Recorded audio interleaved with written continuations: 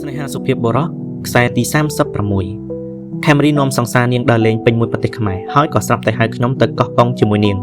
ខេត្តកោះកុងយើងទៅលេងព្រៃកោងកាងបរិយាកាសទីនោះត្រជាក់ស្រស់ស្រាយហើយឮថាពេលយប់អាចមើលអំពិលអំពែកទៀតផងពេលដើរតាមផ្លូវស្ពានឈើខ្ញុំមើលទៅក្រោមឃើញរឹសដើមកោងកាងច្រងៀងច្រងាងរួចក៏ឃើញក្តាមពាក់គ្នាហេហេចេះតែថាទេព្រោះតែ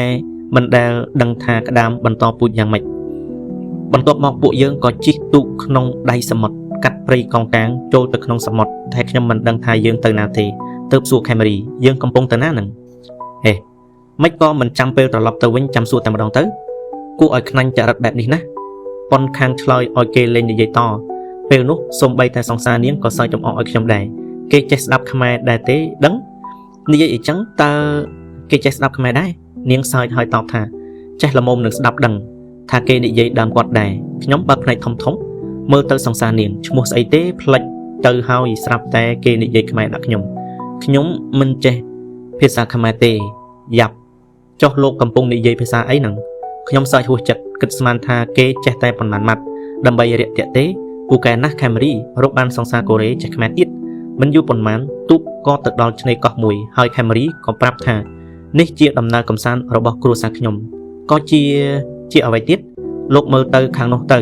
ក្រុមគ្រួសាររបស់ Camry កំពុងតែរងចាំពួកយើងនៅក្រោមដើមស្រល់លើឆ្នេរខ្សាច់ឃើញប៉ាម៉ាក់របស់នាងបងខេមរ៉ានិងប្រពន្ធរបស់គាត់ព្រមទាំងម្ដាយរបស់ភានីគឺជាពិធីជប់លៀង BBQ មើលទៅគួរឲ្យសប្បាយណាស់គ្រប់គ្នាសុទ្ធតែញញឹម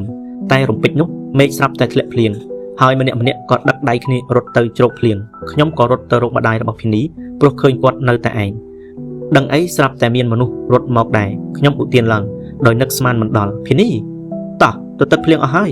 ពួកយើងទាំង3នាក់ក៏រត់ទៅជ្រោកភ្លៀងនៅក្នុងរោងមួយជុំគ្នានឹងគូស្នេហ៍3គូទៀតខ្ញុំយល់ពីសម្ដីរបស់ Camry ហើយថាពេល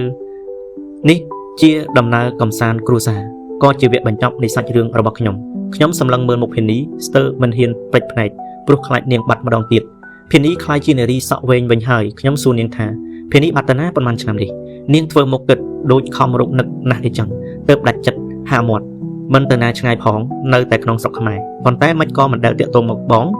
ខ្ញុំនិយាយខ្លួនឯងថាបងហូមិនក៏មិនថាមិនក៏ថាមិនដែលឧស្សាហ៍ទេទៅលេងដែរតើមែនអត់នាងងក់ក្បាលខ្ញុំក៏ថាឲ្យនាងឧស្សាហ៍ទេមកលេងដោយមិននិយាយខ្ញុំរកមុខឃើញហើយពុទ្ធោអើយផ្លេចបន្ទោខ្វាក់ជិះមកឡើងញាក់បេះដូងខ្ញុំសម្លឹងមើលក្បែរខ្លួនឃើញ Camry និងសង្សារស្និទ្ធស្នាលគ្នាណាស់អត់ខ្មាស់ចាស់ដែលឈរក្បែរទេបង Camera និងប្រពន្ធគាត់ក៏ផ្អែមល្ហែមនឹងគ្នាណាស់ដែររីឯម្ដាយឪពុករបស់ Camry ក៏ស្រែកហៅម្ដាយរបស់ភានីទៅក្បែរពួកគាត់គឺចង់ទុកឱកាសឲ្យខ្ញុំច្បាស់ណាស់ហេខ្ញុំក៏ឈានជើងខិតទៅជិតភានីហើយស្រវាយចាប់ដៃនាងរួចនិយាយទាំងទឹកភ្នែកសម្លឹងមើលទៅភ្លៀងឆ្នេរសមុទ្រថាបងមិនអោយអូនទៅណាចោលបងម្ដងទៀតទេភានីរលាស់ម្រាមដៃចេញពីខ្ញុំសួរមកខ្ញុំដោយបើកភ្នែកមូលក្រឡង់និយាយជាមួយអ្នកណាហ្នឹងជាមួយអូននាងក៏ងើយមកខ្សឹបដាក់ត្រចៀកខ្ញុំចុះគិតថាគេព្រមនៅជាមួយដែរមនុស្សមិនច្បាស់លាស់ភានីបញ្ចប់សម្ដីដោយបែរខ្នងដាក់ខ្ញុំធ្វើឲ្យបេះដូងខ្ញុំលោតដុកដាក់ខ្ញុំក៏ស្រវាចាប់ដៃនាងយ៉ាងណែនមិនលែងទៀតទេទោះនាងជេរក៏ដោយហើយប៊ុនណាតើស្រឡាញ់អ្នកណាឲ្យប្រកាស Camry ស្រាប់តែលេចមុខមកសួរខ្ញុំបែបនេះខ្ញុំមិនឆ្លើយទេរួចក៏ដឹកដៃភានីរត់ចូលទៅក្នុងភ្លៀងធ្វើឲ្យ Camry រត់តាមពួកយើងនៅពេលបន្តិចទៀតភ្លៀងនឹងរាំងមេឃនឹងស្រឡះព្រោះនេះជាការកំណត់របស់ធម្មជាតិជីវិតមនុស្សក៏អីចឹងហាក់ដូចជាត្រូវបានកំណត់រួចអស់ហើយតែយ៉ាងណាក៏នៅតែធ្វើឲ្យខ្ញុំរំភើបនឹងជីវិតមួយនេះហើយអរគុណណាស់ដែលធ្វើឲ្យខ្ញុំជួបស្នេហាពិតនៅទីបំផុតសូមអរគុណដល់អស់លោកអ្នកដែលបានស្ដាប់រឿងស្នេហាសុភាពបុរសតាំងពីវគ្គដំបូងរហូតដល់វគ្គបញ្ចប់